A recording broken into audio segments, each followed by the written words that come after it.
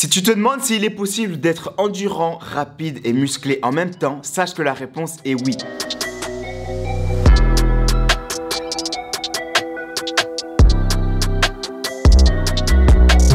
Tout le monde peut atteindre cet objectif à une seule condition: faire les choses dans l'ordre. Si tu commences par la force et finis par l'endurance, est-ce que tes efforts de force vont être perdus? C'est là où je veux en venir quand je parle d'ordre. En effet, si on s'organise mal, on risque de sacrifier l'un de ces trois attributs. Ou encore pire, de se blesser. Et dans cette vidéo, on va justement voir comment organiser ses entraînements pour devenir un athlète complet. Et à la partie 2 de cette vidéo, j'offre des tableaux gratuitement qui vont vous permettre de vous-même organiser vos futurs entraînements. Je considère que si tu as cliqué sur cette vidéo, c'est que tu veux développer ces trois attributs en même temps. Et si tu commences ta préparation physique par autre chose que de l'endurance, tu vas être embêté. Tu peux être le plus rapide, le plus fort ou le plus puissant du monde. Si en 5-10 efforts intenses, tu es cramé, tes aptitudes physiques ne servent à rien du tout. Imagine que tu puisses tenir tes efforts maximaux seulement pendant 15 minutes. Et ben ton coach va te faire jouer 15 minutes. Et encore pire dans les sports de combat, imagine que tu puisses tenir ne serait-ce qu'un seul round. Bref, quand je parle d'endurance, s'il vous plaît, oubliez les courses longues de 45 minutes à 1h30. Horriblement chiante et lente. Pourquoi? Parce que ce mode d'entraînement va nous développer les fibres lentes. Ces fibres qui nous permettent de tenir des efforts plus longtemps, mais qui nous font perdre en explosivité et en vitesse. Et comme on a dit dans cette vidéo, ce qu'on recherche, c'est être rapide et endurant en même temps. La solution ici va de travailler sur l'endurance en intermittence, qui va permettre à ton corps d'apprendre à enchaîner les efforts intenses et à récupérer rapidement pour pouvoir répéter ces efforts en boucle. Et de plus, pour les débutants ou non pratiquants, faire des efforts en intermittence va pouvoir vous développer une petite masse musculaire. Pour les pratiquants intermédiaires et plus, oubliez cette idée. L'autre avantage du travail intermittence, c'est que tu vas brûler des graisses. Et du fait que tu brûles des graisses, tu vas avoir moins de poids à déplacer et dans ce cas-là, tu vas pouvoir courir plus vite.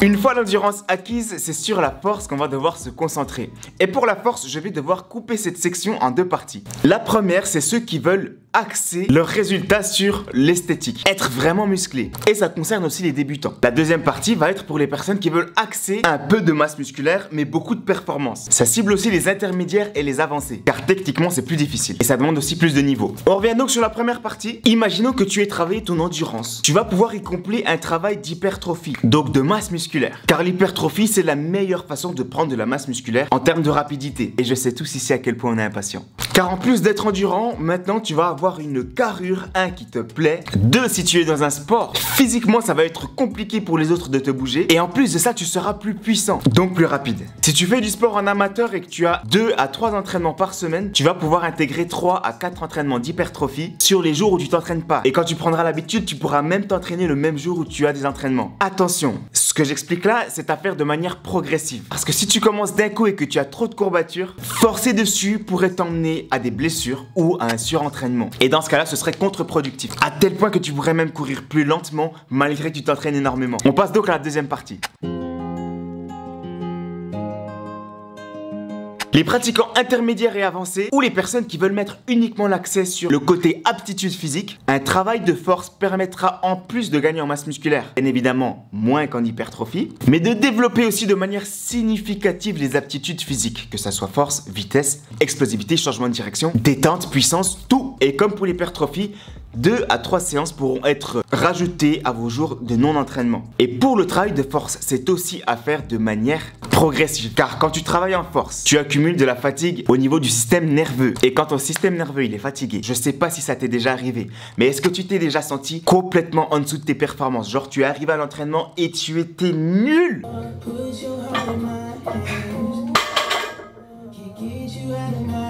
La plupart du temps, c'est lié au système nerveux qui est fatigué.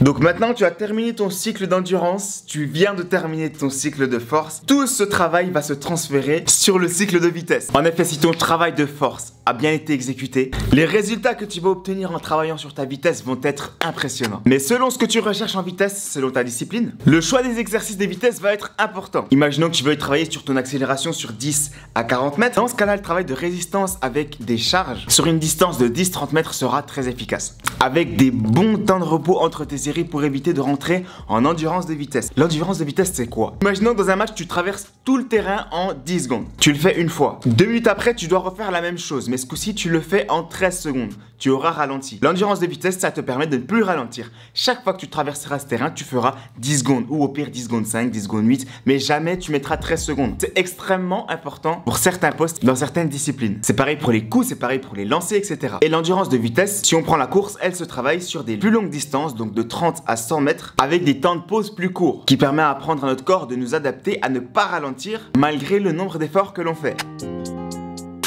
Donc nous voici maintenant sur le tableau de la planification. Donc imaginons, donc je prends quelque chose de global, donc que tout le monde pourrait suivre. Après selon ce qu'on recherche, nos spécificités, ça devient différent. Mais imaginons que quelqu'un commence sa planification et qu'il commence par du cardio.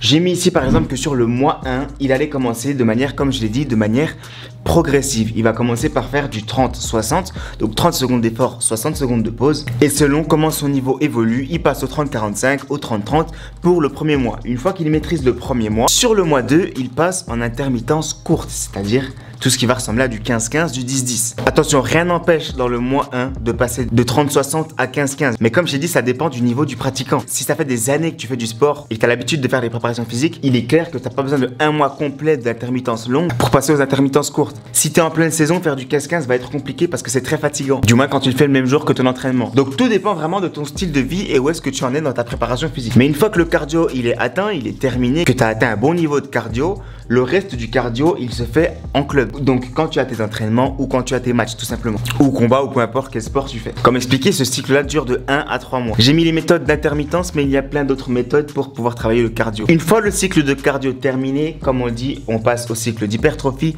ou de force. Sur cette vidéo là je décris le cycle de force. Donc par exemple sur le mois 1, on pourrait faire du programme de force en 5x5. Pour les méthodes d'entraînement, je vous laisserai chercher sur internet parce que encore une fois réexpliquer toutes les méthodes de force prendrait trop de temps et la vidéo serait trop longue. Pour le mois 1 par exemple, on va prendre le programme de force en 5x5 avec un seul entraînement par semaine parce que c'est très fatigant. Sur le mois 2 par exemple, vu qu'on a pris l'habitude de travailler en force, on pourrait passer à la méthode bulgare. Tout ça ce sont des exemples. Et une fois le cycle de force terminé, celui-ci doit se maintenir en faisant de la force une fois par semaine. On maintient les résultats qu'on aura obtenus lors de notre préparation physique. Et la planification de la vitesse fonctionne exactement de la même manière que pour la force.